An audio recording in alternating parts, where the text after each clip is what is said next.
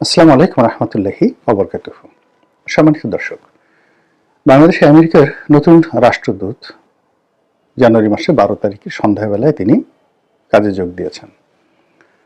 তিনি বাংলাদেশ হওয়ার পরে যে রাষ্ট্রদূত হলেন, ক্রমানুসারে তার অবস্থান 18তম। তো ব্রেন্ট ক্রিস্টেন সেন, আবার বলি ব্রেন্ট ক্রিস্টেন সেন, নামটা অনেক সুন্দর না? পিটার হাসের চেয়েও মানে স্ট্রং। ব্রেন্ট মানে এক ধরনের দৃঢ়তা আছে। ক্রিস্টেন সেন, সহায়কারে সে না, ক্রিস্টেন সেন মানে নামেই অনেক কিছু বুঝিয়ে দেয়। যারা তাকে চিনেন, ঘনিষ্ঠভাবে চিনেন, যখন তিনি 2019 সন থেকে 21 সন, প্রায় 3 বছর বাংলাদেশে এর আগে কাজ করে গেছেন।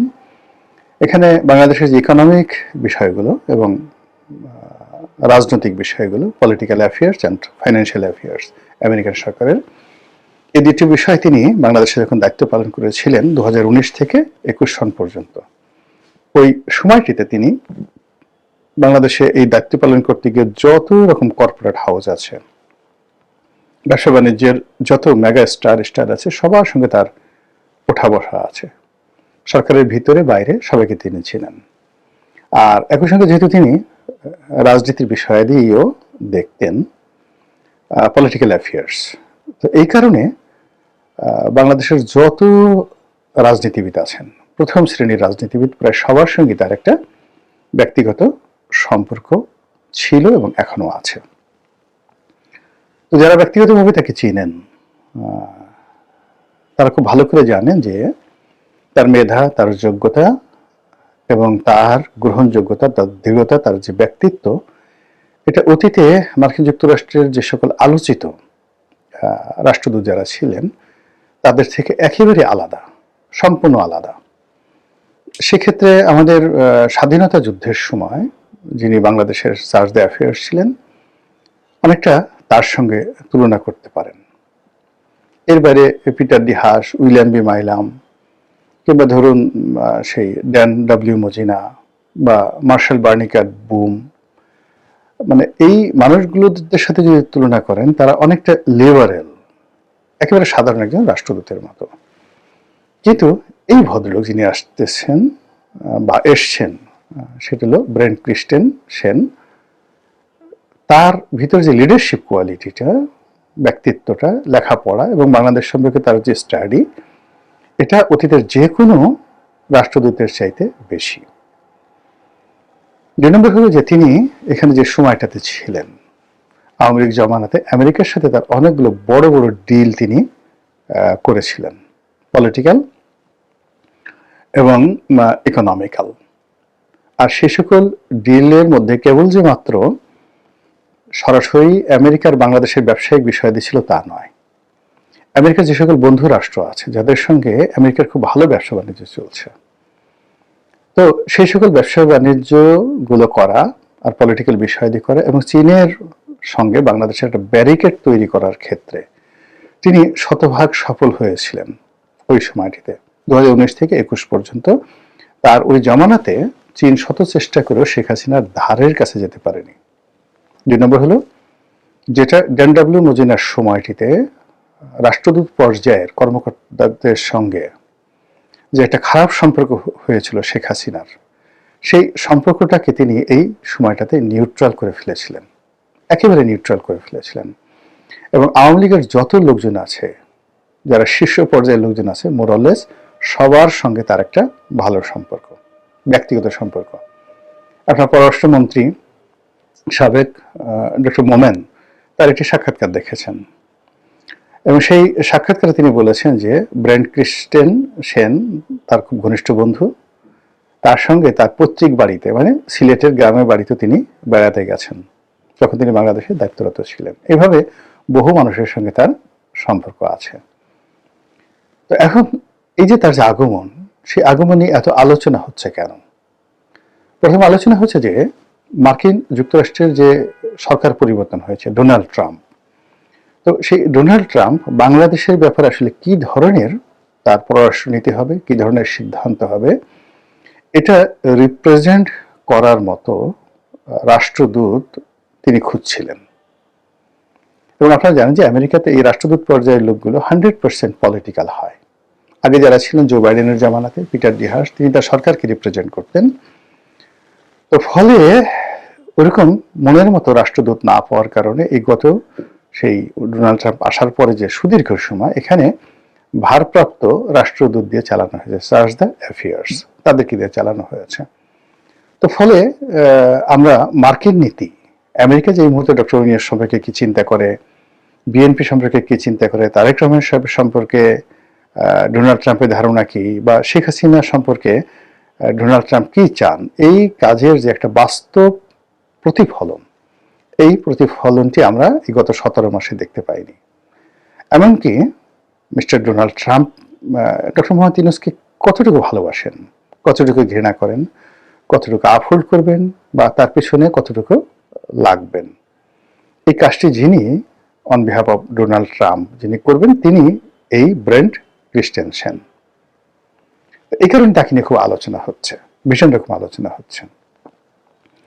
আর এই কাজটি করার জন্য তার যে এই মুহূর্তে তার হ্যান্ডসকে যেভাবে শক্তিশালী করা হয়েছে, আগে পিটার ডি হাসের জমানাতে বা জো বাইডেনের জমানাতে ঢাকার মার্কিন রাষ্ট্রদূত একেবারে সরাসরি তাকে রিপোর্ট করতে হতো সেই ডুয়েল ওয়েতে, প্রথমত দিল্লির কাছে। আর মার্কিন পররাষ্ট্র দপ্তরের দক্ষিণ এশিয়া বিষয়ক যে ডেস্ক রয়েছে তার প্রধান ছিলেন মিস্টার ডোনাল্ড লু, তার সঙ্গে এর বাইরে তার কোনো যোগাযোগ ছিল না। কিন্তু দিস জেন্টলম্যান, উনি প্রথমত যে উনার যিনি প্রতিরক্ষা মন্ত্রী ডোনাল্ড ট্রাম্পের, এবং যিনি পররাষ্ট্রমন্ত্রী এবং স্বয়ং ডোনাল্ড ট্রাম্প, এই তিনজনের সঙ্গে তার একটা ব্যক্তিগত সম্পর্ক রয়েছে। আর বাংলাদেশের যে প্রেক্ষাপট, বিভিন্ন কারণে এই তিনজন গুরুত্বপূর্ণ ব্যক্তি, অর্থাৎ মার্কিন ভাইস প্রেসিডেন্ট, মার্কিন প্রেসিডেন্ট, মার্কিন পররাষ্ট্রমন্ত্রী, এই তিনজন গুরুত্বপূর্ণ ব্যক্তি বিভিন্ন কারণে ব্যক্তিগতভাবে ইন্টারেস্টেড, ইনভলভ। যেমন মোদির সঙ্গে, নরেন্দ্র মোদির সঙ্গে ডোনাল্ড ট্রাম্পের ব্যক্তিত্ব বন্ধুত্ব এবং শত্রুতা, এর সঙ্গে ট্রাম্প এবং ট্রাম্প পরিবার জড়িত।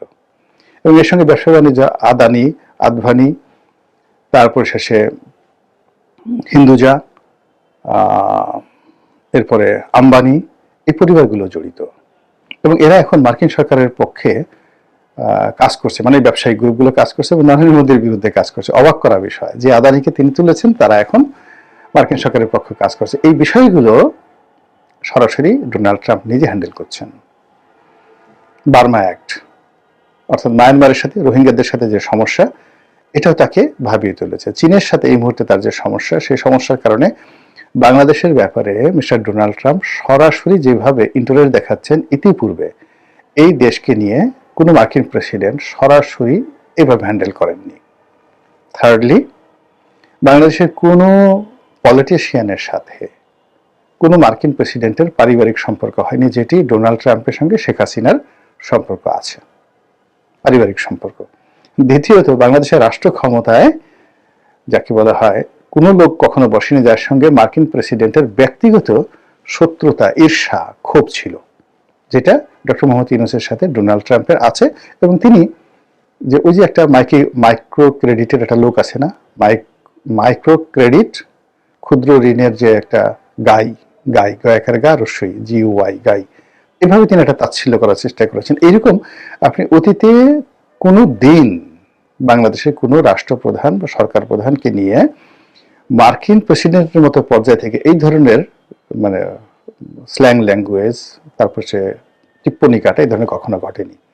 তাহলে বোঝার চেষ্টা করুন যে একদিকে আওয়ামী লীগের সঙ্গে, আওয়ামী লীগের নেতাকর্মীদের সঙ্গে এই বর্তমান রাষ্ট্রদূতের সম্পর্ক, তার অভিজ্ঞতা, তার দৃঢ়তা, অতীতে তার সফলতা, নতুন সরকারের বাংলাদেশ সম্পর্কে তার পলিসির পরিবর্তন, আর ডক্টর মোহাম্মদ ইউনূসের সঙ্গে ডোনাল্ড ট্রাম্পের যে রসায়ন, সেই সব কিছু মিলিয়ে এই নতুন যে রাষ্ট্রদূতের যে আগমন, উনি যেদিন থেকে মনোনয়ন পেয়েছেন, তার নামটা উচ্চারিত হচ্ছে, সেই দিন থেকে আমাদের যে কূটনীতির মহল, যারা আমেরিকা বাংলাদেশ সম্পর্ক বোঝেন, আমেরিকা, রাশিয়া এবং ভারতের সম্পর্কটা বোঝেন, এবং এই মুহূর্তে বাংলাদেশে আমেরিকার যে ইন্টারেস্টগুলো যারা কাউন্ট করতে পারেন তারা সবাই এই 12ই ফেব্রুয়ারি নির্বাচন, তারপর হানা ভোট, এনসিপি, জামাত কি করলো, জামাতের সঙ্গে এনসিপির ঐক্য হলো কি হলো না, বিএনপির কে মনোনয়ন পেল কি পেল না, তারেক রহমান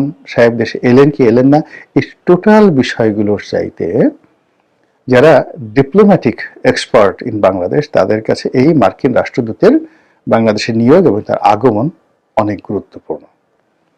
এবং তিনি এসেছেন 12 তারিখে, জানুয়ারি 12 তারিখে। আসার পরদিন থেকেই সর্বস্তরে আওয়ামী লীগের যারা লোকজন রয়েছেন তাদের মধ্যে একটা খুশির বন্যা বয়ে গেছে। এবং এই কয়েকদিনে আপনি তৃণমূলে এমন কিছু ঘটনা ঘটেছে, বিভিন্ন কোর্টে কাছারিতে আওয়ামী লীগের নেতাকর্মীদের মধ্যে, দিল্লিতে, তারপর আমেরিকাতে, সব জায়গাতেই আপনি দেখবেন যে মানে প্রত্যেকটা আওয়ামী লীগের লোকজনের চোখে মুখে একটা পূর্ণিমার চাঁদের আভা চলে আসছে। এই ধারাবাহিকতায় এই প্রথম ডক্টর মোমেন তিনি পাবলিকলি একটা সাক্ষাৎকার দিলেন এবং তার সেই সাক্ষাৎকারের প্রতিটি শব্দ, প্রতিটি বাক্য এটা রীতিমতো ভাইরাল হয়ে কোটি কোটি মানুষের মধ্যে রীতিমতো চমক তৈরি করে ফেলেছে। প্রবাসী সাংবাদিক সুলতানা রহমান একসময় বাংলাদেশে খুব নামকরা সাংবাদিক ছিলেন, তার যে পড়কার সেখানে তিনি যে সাক্ষাৎকার দিয়েছেন এখন এটা talk of the country, viral. এবং যখনই তিনি কথাবার্তা বলছেন আপনি দেখেন মোমেন সাহেব তার কথাবার্তার মধ্যে, তার চেহারার মধ্যে আপনি দেখবেন যে তার আত্মবিশ্বাস কোন পর্যায়ে। এবং তিনি এই বর্তমান রাষ্ট্রদূত সম্পর্কে খোলামেলা যে কথাগুলো বলেছেন সেই খোলামেলা কথাবার্তার মধ্যে আপনি কি কোনো ইঙ্গিত পেলেন নাকি পেলেন না? আমার কাছে কিন্তু বিষয়টি মনে হচ্ছে যে উনি আসার পরে যে রাজনীতির যেটা স্বাভাবিক স্রোত বা গতিধারা এটা পরিবর্তিত হবে, নতুন কিছু দেখতে পাবেন, নতুন কিছু শুনতে পাবেন। মহান আল্লাহ আমাদের সবার কল্যাণ করুন। আসসালামু আলাইকুম।